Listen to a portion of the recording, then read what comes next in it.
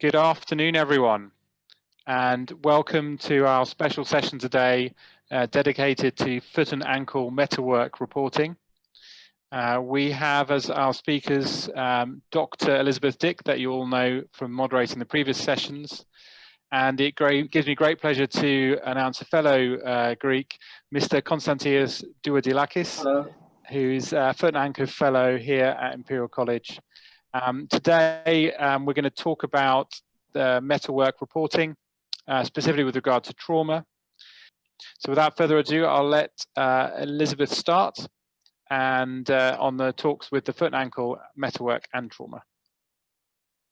Okay, thanks, Dimi. So as you see, we're actually sitting together, but we're doing the whole social distancing thing. So you get half a face in the screen. So we're going to start off by talking about trauma, and then we'll move on to elective imaging. And we're just going to take you through a series of cases. There's going to be quite a lot of interaction, but don't worry, when we get to an interactive part, we'll put up again what the address is for you to do the polling. Okay, so our first case here, this is a patient who has got a Weber C trimalleolar fracture, meaning that the fracture is above the level of the syndesmosis. Just to remind you what the syndesmosis consists of, the tibiofibular ligaments and the interosseous ligament. And we can see as well that the medial malleolus has kind of subluxed, so actually the bulbar ligament is probably intact. Talus has shifted, and there's very likely a posterior malleolar fracture. So let's talk about what happens next to this patient. When we operate on these, our aim is to restore the ankle joint. We want to restore the talus underneath the tibia, so we want to eliminate any talar shift. We want to restore the syndesmosis in order to maintain that talus underneath the tibia. We want to restore the fibular alignment and length, and we want to reduce the medial malleolus, which is broken off. Looking at our check x-rays, we want to ensure that there is that slight overlap of the fibula over the tibia. The fractures have been reduced and are anatomically correct. The fibular length has been reduced, which is one of the things that frequently eludes us, and that there's no metalwork penetration within the joint. And that can usually happen either with the medial malleolar screws or the fibular plate when these are placed more distally. In this case, the fibular plate would not be a problem. So here we see the x-rays at 3 months post-operative, and the fibular fracture is starting to unite with callus evident. There is a long posterior spike in that fibula, and we want to ensure also that we have adequate fixation above, which has happened in this case. And then you'll notice that the syndesmosis screw holds the syndesmosis together, but as you're well aware, there is movement in that joint. So what we do expect to see after a few months is that screw starting to bend and break eventually. Now, correct operative technique requires that that screw is removed within 3 months' time, but a lot of surgeons do elect to leave it in until it does break, and if it does break, then they will take it out, as I think happened in this patient who eventually had their screw taken out, as these can sometimes be a bit painful. So that was our first case. This is the next case. And this patient has a pilon fracture. So we can see this fracture of the distal tibia and fibula is intra-articular. There's an associated proximal fibular fracture. And we have a question for everyone. So what I'd like you to do is to, if you haven't already done this, go to your browser on your phone, look to this address, and make sure that Elizabeth with a Z and it's DIC, no K at the end, to vote. And then let's see what people are voting. Oh, it's coming already. Okay, so axial forces and compression. Let's move on. So yeah, so that's right. So there's an axial load which drives the talus into the tibia, and by definition it has to involve the inferior tibia, and by definition it's intra-articular, which is what we can see here, and we can also see the associated fibular fracture. Here are some coronal images showing you again how this is an intra-articular, obviously comminuted fracture. I've added in some axials for extra. And then let's have a look at the post-operative fixation. Yeah, so this is a temporary external fixation. The general plan we adhere to is to scan then, sorry, to span, so that means span the fracture with an external fixator to try and align it using ligamented taxes. Then we scan in order to see the morphology of the fracture in its most reduced position before fixation.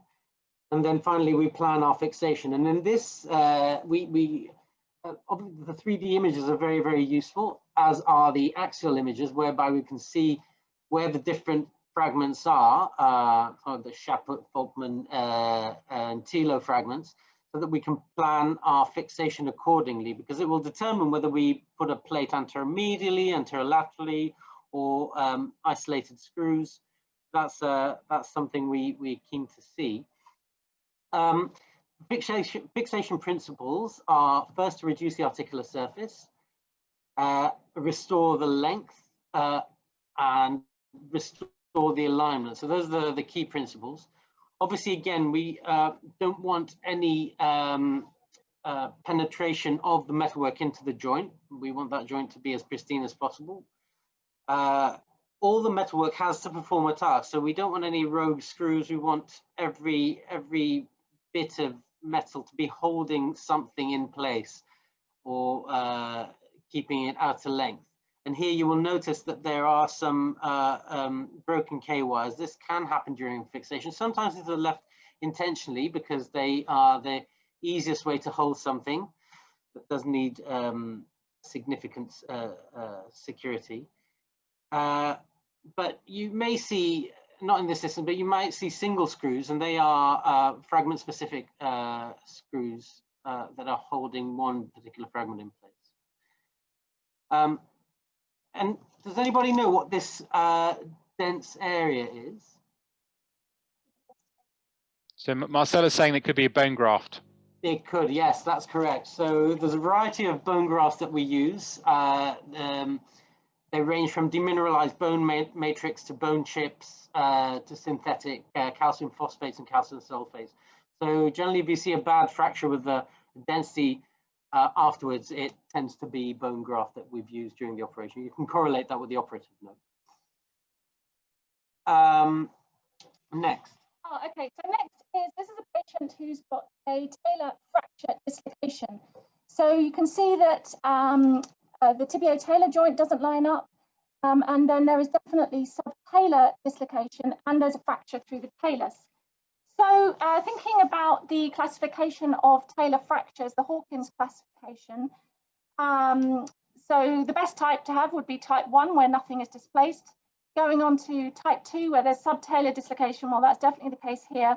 Here, we also see tibio-talar dislocation.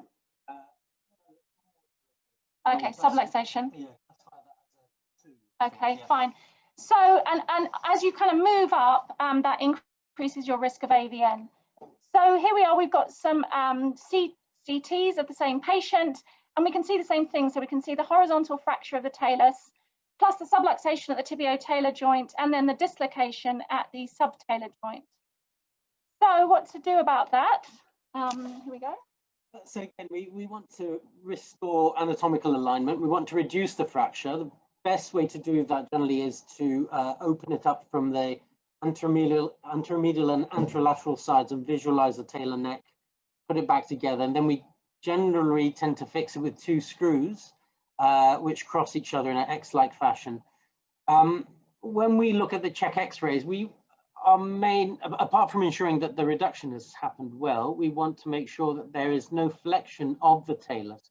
One of the frequent malunions we get in the talus is a humpback deformity, which leads to a flexed talus. So that's one thing. The other thing to notice is that, is that the talus has a very precarious blood supply, and the risk of AVN is very, very high, even with a Hawkins type 1 fracture. This particular Hawkins type 2 would be in the region of 20 to 50%. And if you go into higher grades, then you have an almost certain risk of AVN. So what we look for at 6 to 8 weeks is what we call the Hawkins sign, which is a radiolucency of the subchondral region. You can see that on the mortis X-ray, and it implies intact vascularity. So this is what it looks like. This is not that patient, of course. It's a different X-ray. But you can see the lucency on the right-hand side, which implies an intact vascularity, whereas the sclerosis on the lateral malleolar side shows that there is possible risk of AVN there. So. Okay, so we're kind of moving down and onto the calcaneum. So just to remind ourselves about normal angles, the normal Bowler's angle and normal angle of Gizane. I think I have a question in here somewhere, actually. Oh, no, I know what I did. I asked the question didn't I? Yeah. Great. Okay, so normal Bowler's angle, I think we all learned this pretty early on in radiology, don't we, is between 20 and 40 degrees. And then the angle of Gizane, which is basically along the upward and downward slope of the superior calcaneum, is between 95 and 105. And so you should be looking out for those each time. So here we are, his patient who's got a calcaneal fracture, and what's happened is the fracture has kind of opened up like a tongue. So what I want you to think about is, with that fracture type, what structures around might be damaged? Let's go on to, I think you can choose more than one answer here. So go ahead and vote. Okay, so I think there's a unanimous opinion that the Achilles tendon could be damaged. Let's see if there's anything else that could be damaged. So the skin also can be damaged. Let's move on to the next case. Yeah, just to note there that the skin is probably the most, the thing we worry about the most, because the pressure from the tongue-tight fracture can cause skin necrosis. So these type of fracture we like to reduce quickly, and sometimes we need to operate on these in order to get them properly reduced. Otherwise, the risk of skin necrosis is high. The fixation generally is pretty straightforward. We use a couple of lag screws. Here, the surgeon has used a suture anchor as well to attach probably parts of the Achilles that I'm afraid of. Our checklist is always to assess the reduction. We want to check the metalwork position. We don't want very long screws. We don't want screws that are too medial, or too anterior, as we could be damaging neurovascular structures. And we have to assess the rest of the calcaneum for missed injuries. Although this is an avulsion type injury, other injuries could be present. So this is a post-op X-ray at 2 months, and we see everything is maintained quite nicely. There are no changes. This patient, however, 6 months post-op, has developed a malunion of the fracture, and there appears to be movement at the fracture site. Comparing these to the pre-op, the immediate post-op X-rays, the tongue fragment has shifted superiorly, and the screw holding it down, the more posterior one, has backed out. This is a malunion that could have been caused by excessive physiotherapy and Achilles tendon pull. Yeah, this is a complication of this type of fracture. Okay, so our next patient is another patient with a calcaneal fracture, but actually a more extensive one. The patient fell from a height, and we're going to do all our measurements. You can certainly see that Bowler's angle is reduced. You can appreciate that the angle of Gizane is flattened. If you look at calcaneal height, that is also reduced, and it's important on the axial view to look at the width of the calcaneum, because that's going to be important later on. And obviously to think about if the subtalar surfaces are involved. And let me see what's on next. Oh yeah, here we go. So here is the CT. That's the reason why you would do the CT, is to see the subtalar joints. And you can see definitely the posterior subtalar joint is involved, and actually there's a fracture extending to the anterior process and the middle subtalar joint. Same again on the coronal image. So here you're particularly interested in the sustentaculum tali, correct, Kostas? So the sustentaculum tali is what we call in orthopedics a constant fragment. It's it's called a constant fragment because it's always there because of its strong ligament attachment. And what tends to happen is the rest of the calcaneum fractures around it. There is a classification which we use based on these exact images. So coronal to the widest point of the calcaneum, which is Saunders classification, which we'll visit in a bit. Yeah.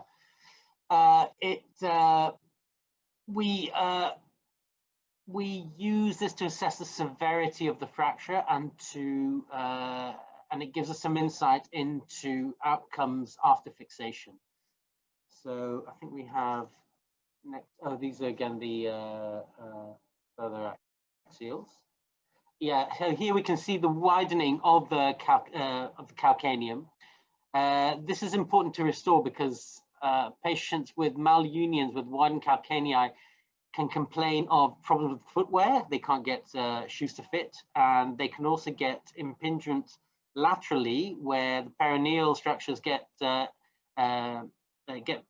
caught between the lateral malleolus and the widened calcaneum. Usually what happens is it tends to burst out laterally more than medially. This is a Sanders classification.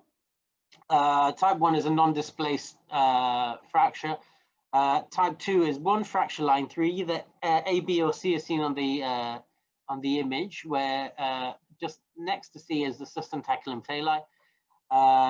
2 fracture lines is a type 3, and 3 fracture lines, all 4 or more fragments, so fracture lines through all those. And severity increases with type. Our checklist on fixation, we want to make sure that the height is restored, the bowling concern angles, the length is restored as well, because that has important implications on the pull of the Achilles and the lever arm of the Achilles. We want the articular surfaces to be restored, so in an effort to minimize potential post-traumatic arthritis. The calcaneal width we want to restore, and always we look at prominence of metalwork. So here the screws are somewhat prominent medially, although this is unavoidable sometimes. These are X-rays a few months post-op, and we can see that the healing is progressing well. However, laterally there is some widening and some potential impingement there, although on the axial, the house view, you can see maybe enough space. So you would have to correlate clinically. Oh. Okay, so we're working our way distally. So the next patient is a patient who has a Lisfranc injury. You can see the fracture fragment there. And just before we talk about this, I'm going to, let's revise our anatomy of the Lisfranc ligament. So again, what I'd like you to do is you're going to go to Poll Everywhere and tell me which way does the Lisfranc ligament run? Does it run from the medial cuneiform laterally, or does it run from the middle cuneiform medially? So I'll just start the poll and then you can start voting, and then I'll go back to the image. Because I find that this is one of those things that you think you know, and then you just have to double check quite often. Okay, so let's see how many people have voted. Yes, interesting. Okay, fine. So the correct answer, oh, I haven't actually shown the correct answer. That's bad, isn't it? Okay, so the correct answer is A. Basically, the Lisfranc ligament runs from the medial cuneiform laterally. And the way to remember it, I think, is to remember what happens when you have an injury, which is that kind of toes 2 to 5 drift off. So you need something to kind of hold it in place, right? Yeah. You can have a divergent Lisfranc as well, where the medial ray drifts medially. So generally what Elizabeth has said is correct. Generally the lateral rays will drift laterally, so that's what's stopping them from going that way. Okay, great.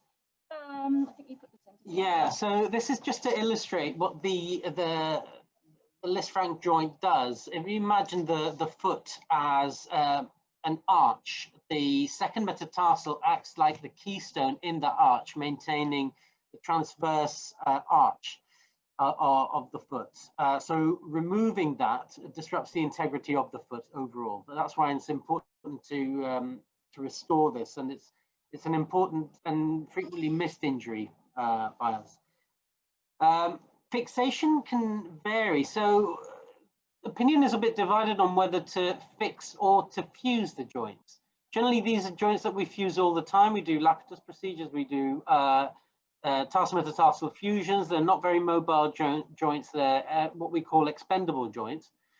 Generally, slightly better outcomes have been with fusion rather than fixation, although no way is wrong. The main aim is to reduce the joint and restore that anatomical arch and that keystone. We again want to make sure that all metalwork has a good hold and there's no prominence. There have been cases where the fixation has been within the joint and not adequate enough, and these go on to malunion. And we want to ensure that also the medial longitudinal arch maintains its height, and that has to do with the position of the first metatarsal. So we want to plantar-flex first metatarsal to ensure that that medial longitudinal arch height. I think we've come to the end of the trauma session. Okay, good. So now we're on to elective. So the first patient I'm going to look at is a patient who had an ankle replacement, and these are the pre-operative images. You can see they've got very extensive degenerative change at the tibio-talar joint, loss of joint space, osteophyte sclerosis, and here he is post-operatively. Yeah, so this is one of what we use in Europe. We use the joint replacements, ankle replacements, which are composed of three parts. So you have a tibial tray, you have a talar dome, and in between you have a polyethylene liner, which is implied by the presence of the radiolucent markers. When you see images of this, you will see the drill holes within the tibia and fibula, and these are from our jigs, which are used for alignment. We generally check for any periprosthetic fractures, which can happen a lot of times along the medial malleolus, but any fractures can be seen everywhere. We want to check for any loose fragments of bone, especially posteriorly, because the way the tibial plafond is cleared is by banging things backwards. So, but bits of bone can be found in the posterior ankle many times. We want to ensure that, oh, that checklist is wrong, by the way. I think it's for the Hawkins, anyway. We want to ensure that the alignment is orthogonal. So we want a tibial tray that is perpendicular to the long axis of the tibia. And we want to ensure that the polyethylene liner is in joint, so that the two radiolucent markers are where they are and they haven't dislocated.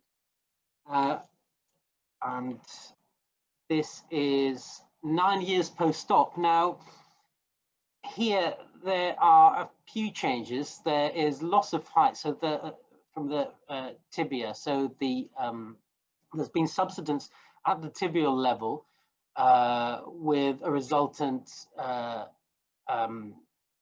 movement of the foot in towards the tibia, and that you can tell by the way that the joint surfaces are touching. The lateral fibula is touching the talus and the medial malleolus as well. There is evidence of periprosthetic cysts, and these tend to be the bane of ankle replacements.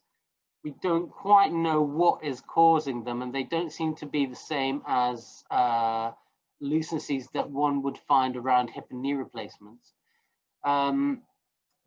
Again, lucency around a periprosthetic, around a prosthetic joint is what ends up leading to a fusion eventually. So periprosthetic cysts are good to be noted early. If they're noted early, a lot of surgeons will then go and graft them in order to prevent them from propagating. Okay, so this is the next patient who's come into clinic, and you notice quite a lot when they just kind of take their shoes and socks off. But what can we see here on the plain film? There's more than one abnormality here with this patient. So take a look at the images. I'm just going to activate the quiz, and then you can start voting. So the choices are pes planus, the heel is in valgus, the heel is in varus, and there's a talar beak. Let me just go back to the images so you can have a look at those, and I'll give you a few minutes to vote. So your options are pes planus, heel and valgus, heel and varus, and talar beak. And more than one of those could be correct.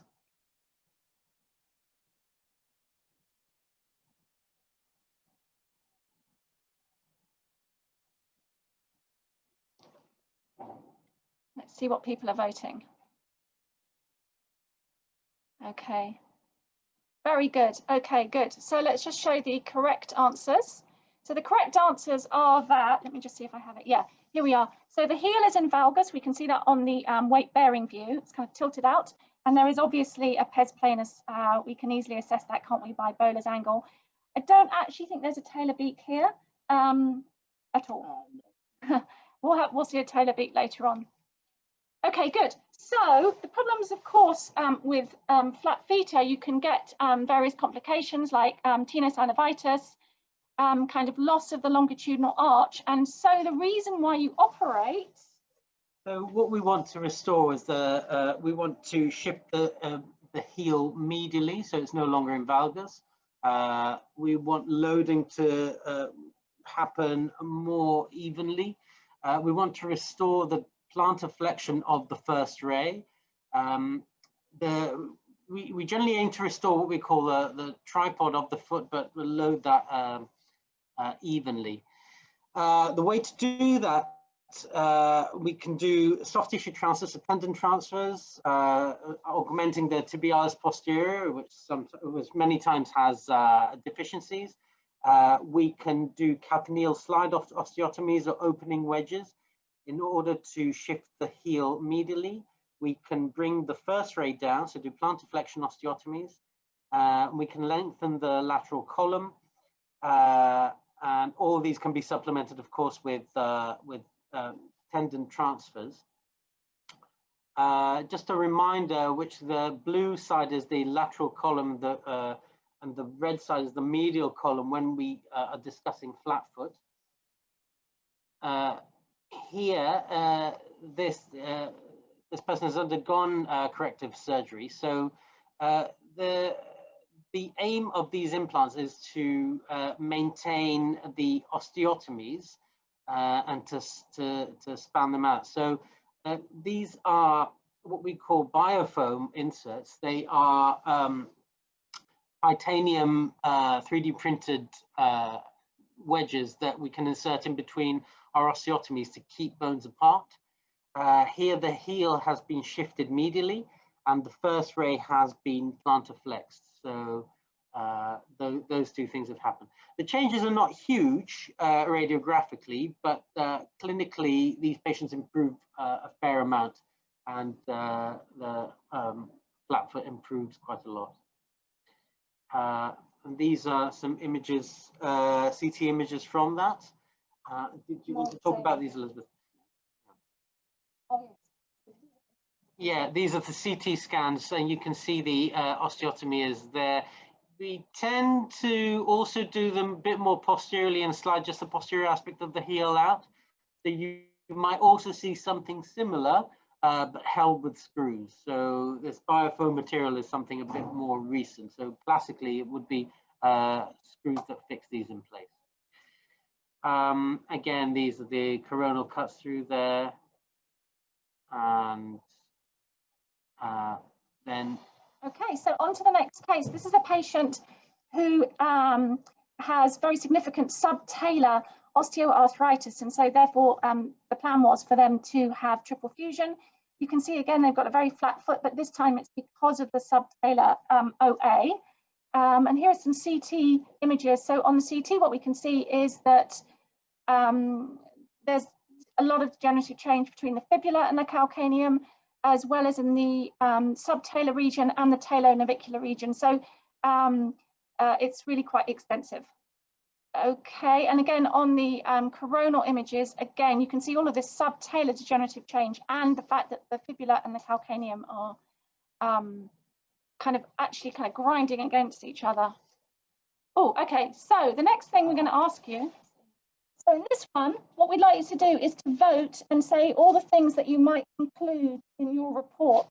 Kind of type out a few phrases.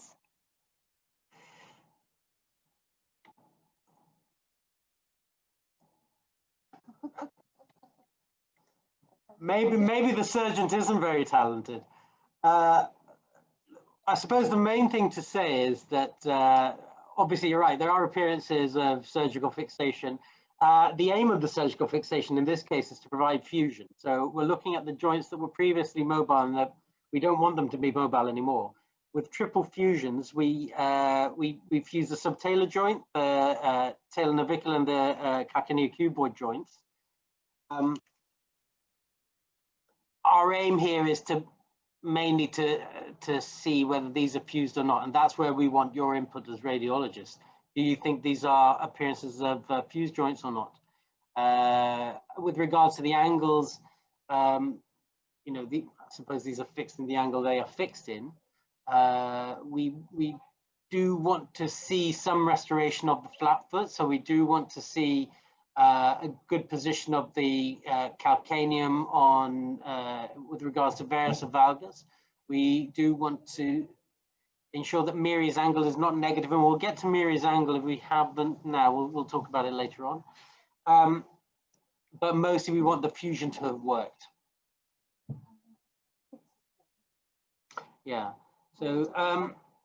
So this is a subtalar coalition. This is so Meary's angle is the angle between the long neck of the long axis of the talus and the first metatarsal.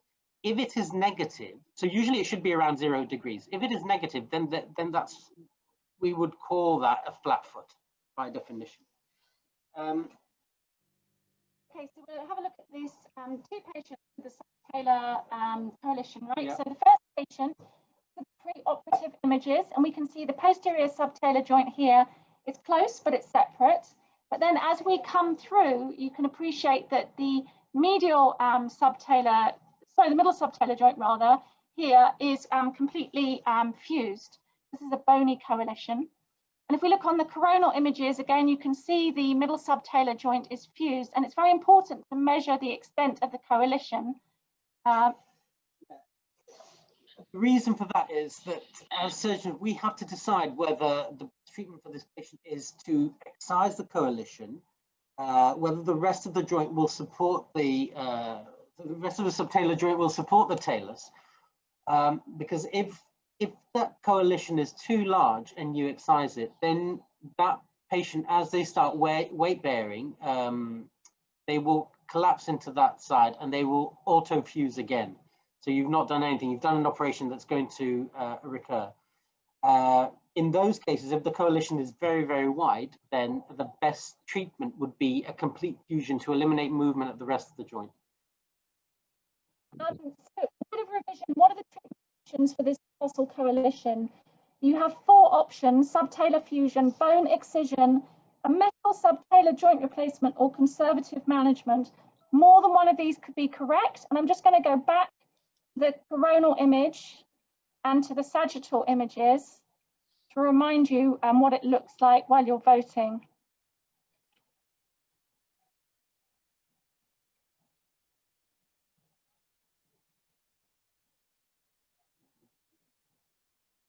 Okay, let's see what people are voting. Excellent.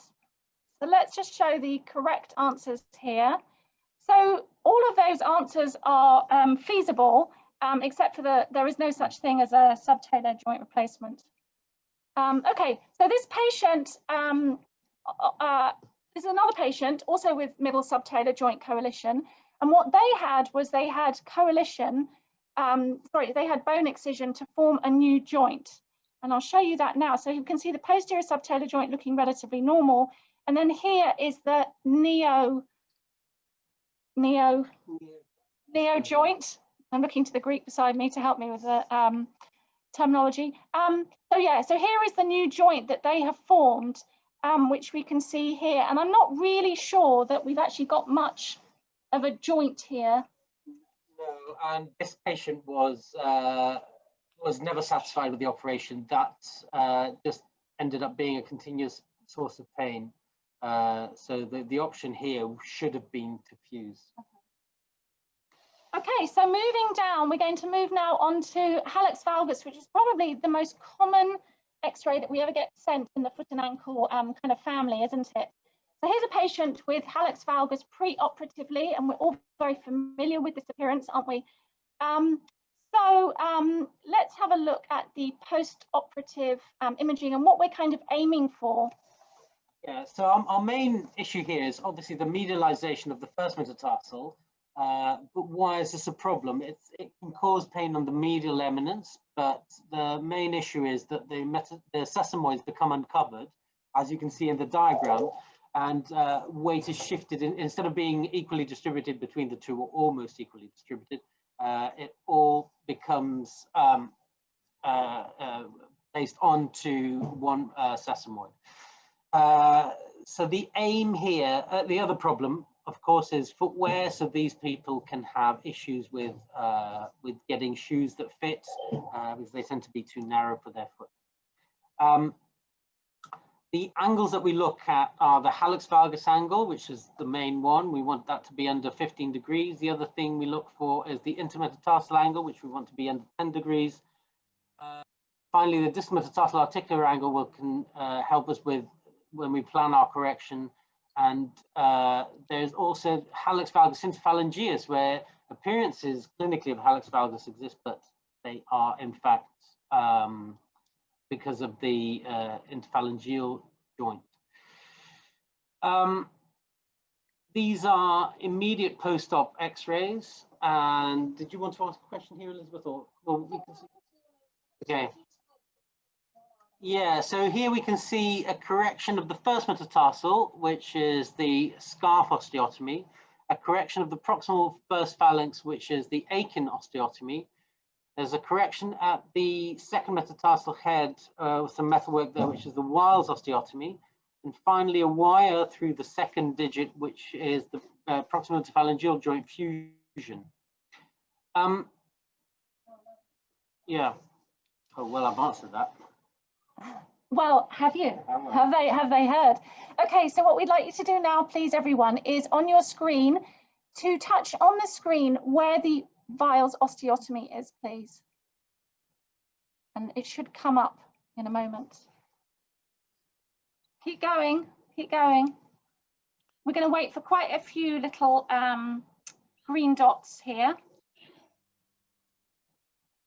because this is the wisdom of crowds. So do you want me to just, yeah, keep going, guys.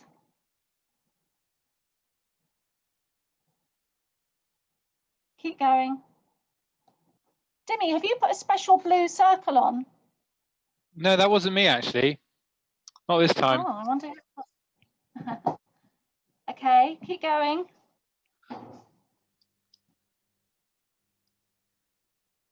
Oh, this is clever. I'm very impressed by people who are drawing in a different way.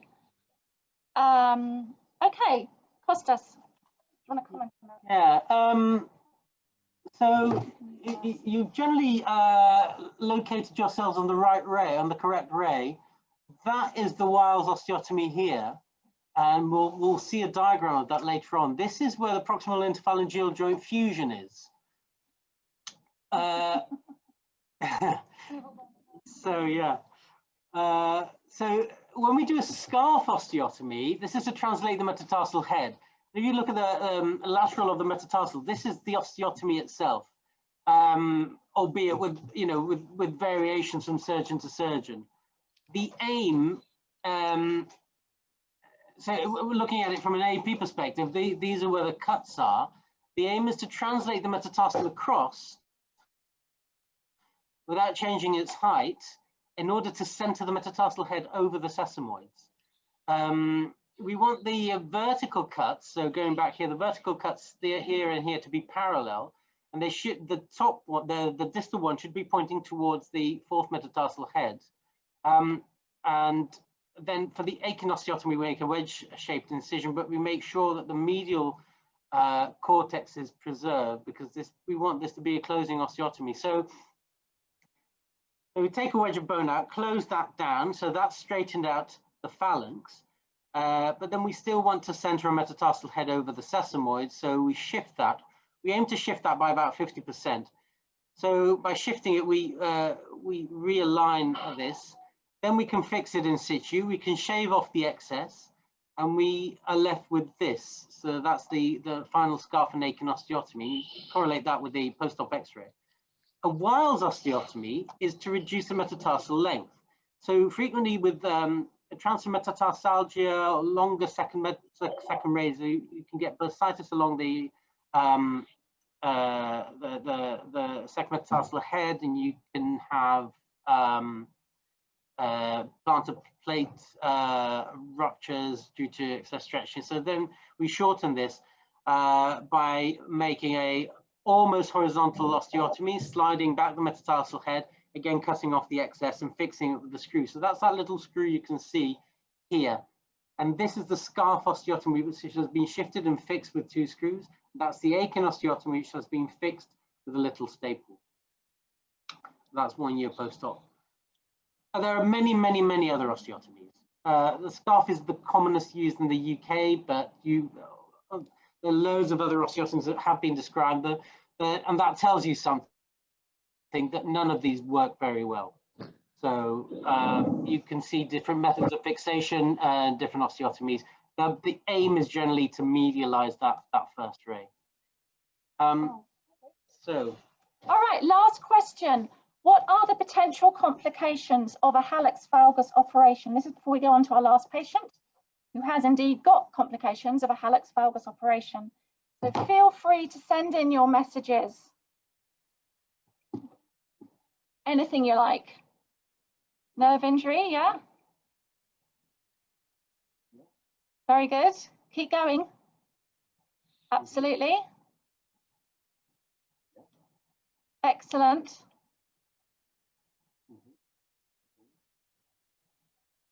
Yep, very good. Yes, keep going.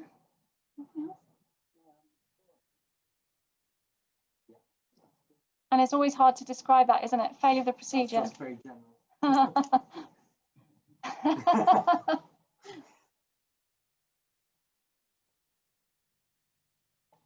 Okay, good. So this is our last case. This is the patient's pre-operative films, where you can see, again, they have hallux valgus, maybe not as severe as the last patient.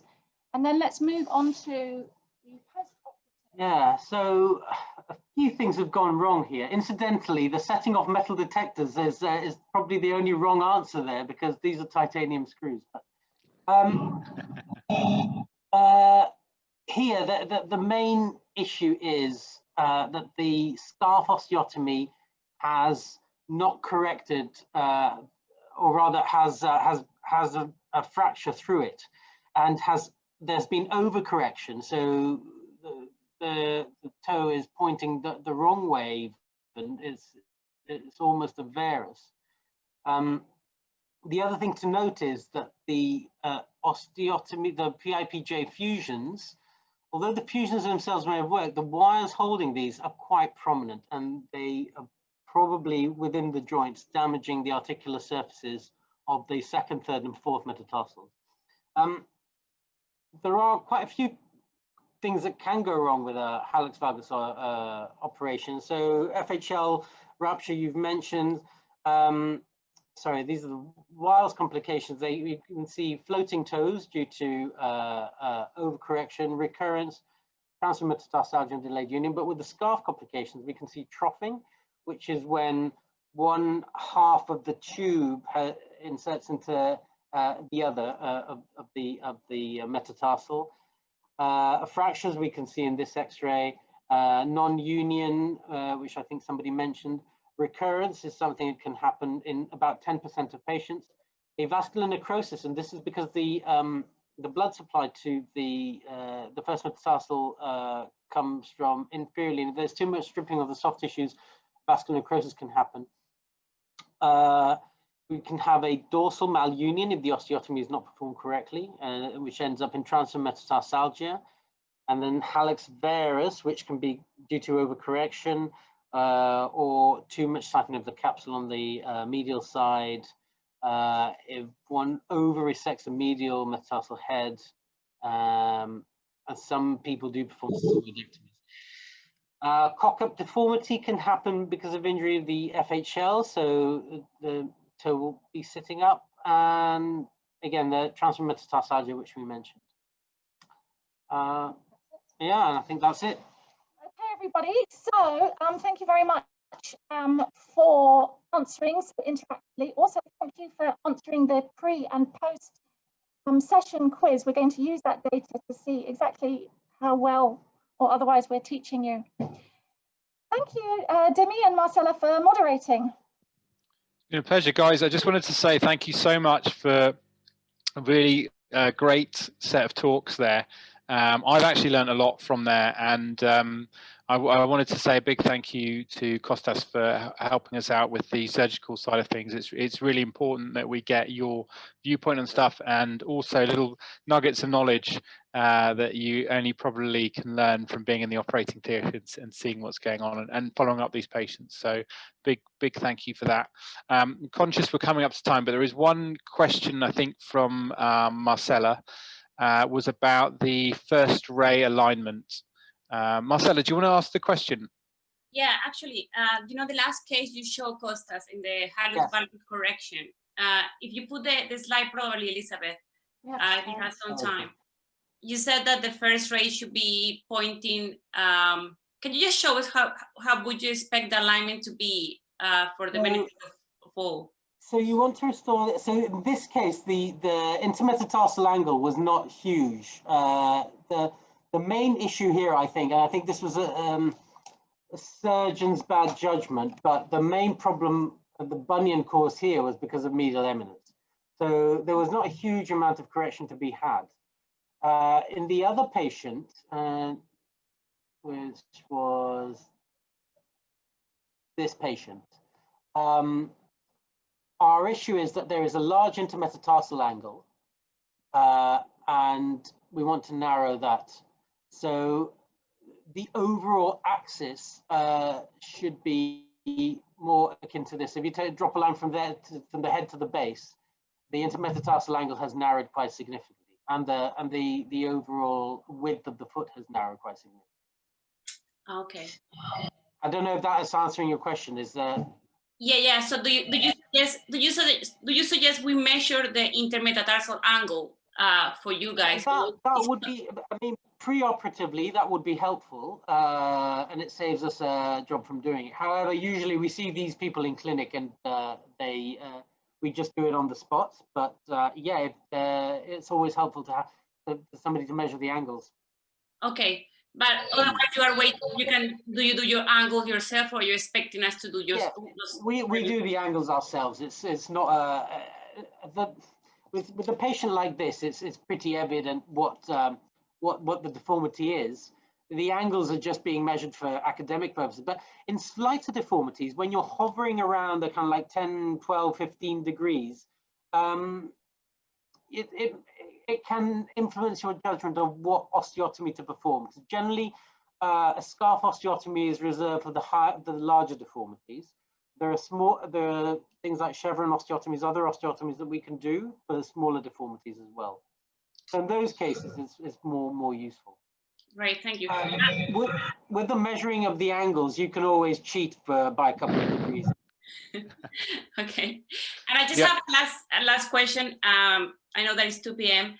You know, when you were talking about the restoration of the calcaneal length, yes, and the previous talk. So yeah, do you have a measurement? So should we measure the calcaneus? Is any? There's no measurement. It's more an anatomical reduction. So if you can see that a calcaneal is shortened, and you do see that occasionally in fractures. So that what happens is that the Achilles inserts here, and the center of rotation of the foot is around the talar dome. So that is the lever arm through which the Achilles acts in order to push the foot forward. If you have a shortening of the calcaneum, that reduces the strength, the push-off strength of the foot overall. So that's why it's important to assess that. We assess that generally via the reduction.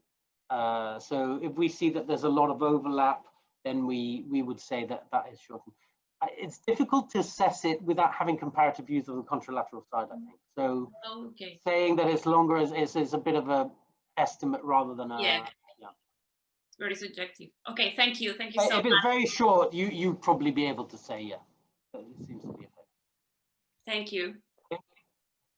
Brilliant. So, guys, can I say a big thank you again? And I just want to say how great both those talks were, and how much I learned from them, and hopefully everyone else did too.